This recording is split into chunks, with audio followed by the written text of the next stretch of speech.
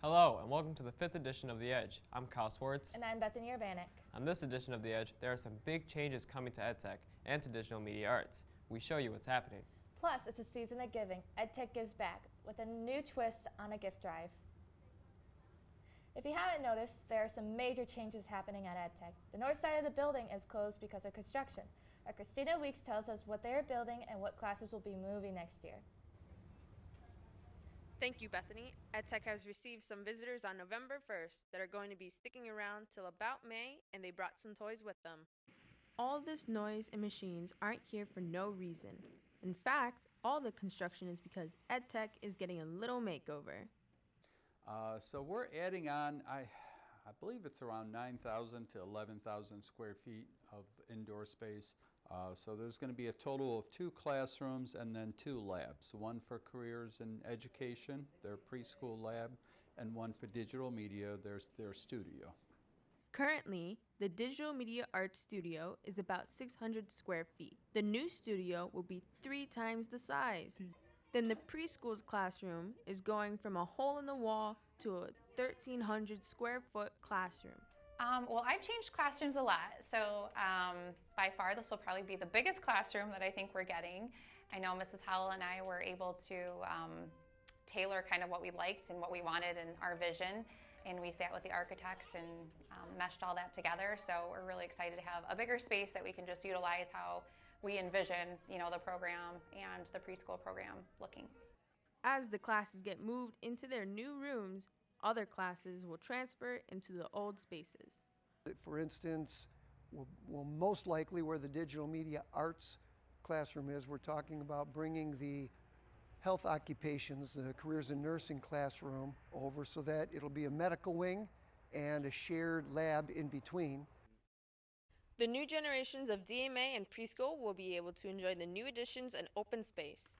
Reporting for The Edge, I'm Christina Weeks. We are very excited for the programs here at EdTech, including our very own DMA class. We're a little disappointed it won't be open until next year. The building expansion isn't the only new thing being built here at EdTech. The special education wing got a new playground this year. Construction started back in October. The playground will be completed later that month.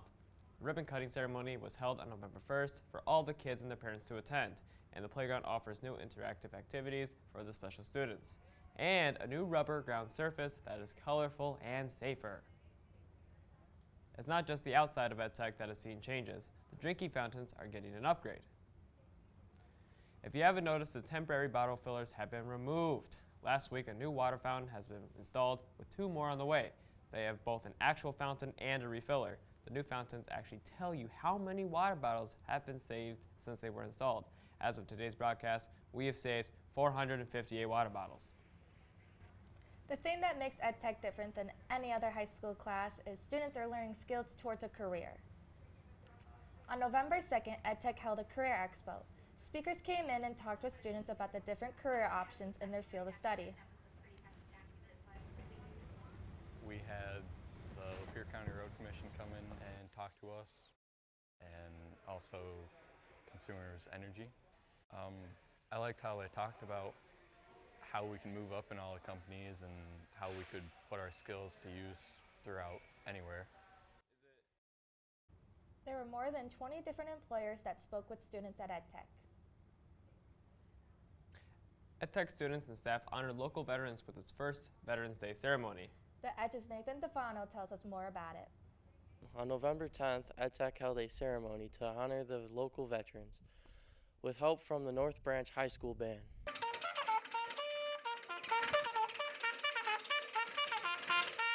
It was a beautiful day to honor the veterans. EdTech students and staffs came outside to participate in a flag raising ceremony. The special education and the preschoolers also joined in. Local Boy Scouts raised the flag. Then the North Branch Band played the national anthem.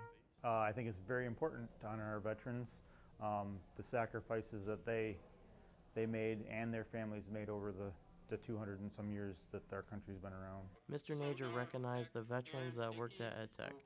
This includes Mr. Swain, who is an Army veteran, along with Miss McNally. Mr. Dickey in IT served in the Navy, and Mr. Kuhn, whose wife is the receptionist, at EdTech also served in the Navy. Mr. Struzik just recently retired from the Air Force, and Mr. Najer currently serves in the Air National Guard. Well, I've always looked up to people that have been in the military or anything in that kind of like military, Air Force. I think it's always like awesome that they do that for us, and so yeah, and ever since I was little I was always told to honor those people, and it kind of just stuck with you as a kid. I'm glad we had this event. I'm glad to be part of the event, and hopefully we have it next year. This event marks the end of Mission 22 campaign. At the end of EdTech, it was held the day before the Veterans Day because EdTech was not in session on November 11th. Thank you those who put this event together. Of course, the veterans that held and served our country. Reporting from the Edge, I'm Nathen Duffano. Mr. Najer and Mr. Swain both really worked hard on this event. Maybe this will become an annual event. It would be a really great way to celebrate our veterans every year. This November, Santa has some new helpers. EdTech students are holding a gift drive. Classes will collect toys for kids, but the new twist on this classic toy drive is that the classes will collect toys that relate to their careers. Our digital media arts class has already purchased 3 small digital cameras. So here at EdTech, every year, usually every program does something for Christmas time, whether it's a food drive or a gift drive or whatever it is. A few years ago, though, we started talking about an idea of having every class donate program-specific toys so that we could spark interest in youngsters to potentially take our programs in the future.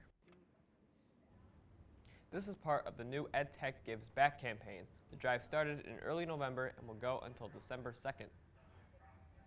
This month we saw the largest Powerball drawing in history. One ticket in California won $2 billion. $2 billion! That is an insane amount of money. As the lottery fever was spiking, we asked students at EdTech what they would do if they won.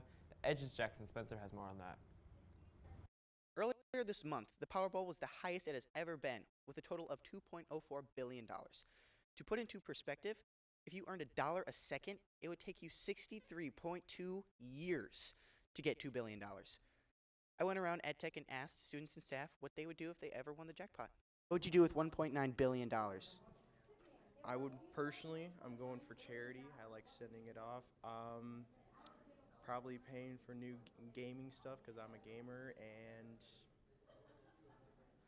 honestly, that's a lot of money. It's a very good question. $9 billion? Yeah, what would you do with it? I would probably slowly take over the world and become my own supervillain. You know what Powerball is, right? Yeah. It's lottery and stuff. Do you know how much they were giving out this most recently? Is it like 1.9 billion or something? Yeah, 1.9 billion. What would you do with $1.9 billion? Buy a shop and work on cars. You know Powerball? Powerball? I'm pretty sure everyone knows Powerball. All right. You know how much they were giving out? First she said $1.9 million. 1.9 billion. Billion, that's a lot more. I know. What would you do with 1.9 billion? I'd go to Montana, buy a bunch of land, never be seen again. Just vibe in the mountains. Sounds like a peaceful life. Thank you. You know Powerball? Who? Powerball, the lottery? Yes. All right. You know how much they were giving out? 2 million? 1.9 billion. Oh, okay. What would you do with $1.9 billion? Probably in reality, like, buy a house and then get like some cats and then maybe a few chickens and then give the rest to my mom and dad. Well, there you have it. A lot of good answers from the students here at EdTech. If I had $2 billion, I don't know what I would do with that money. Probably buy Disney World, Avatar Park, Avatar World, Pandora's World, yeah. Well, anyway, reporting for The Edge, I'm Jackson Spencer. Me personally, I buy a crib in like Minnesota, come on a lumber deck. I would probably donate my money to help cure cancer. Mine's better. No, it's not. That's all it for this edition of The Edge. Make sure to follow us on Facebook, Twitter, Instagram, and TikTok at The Edge LC. I'm Kyle Swartz. And I'm Bethany Urbanek, signing off.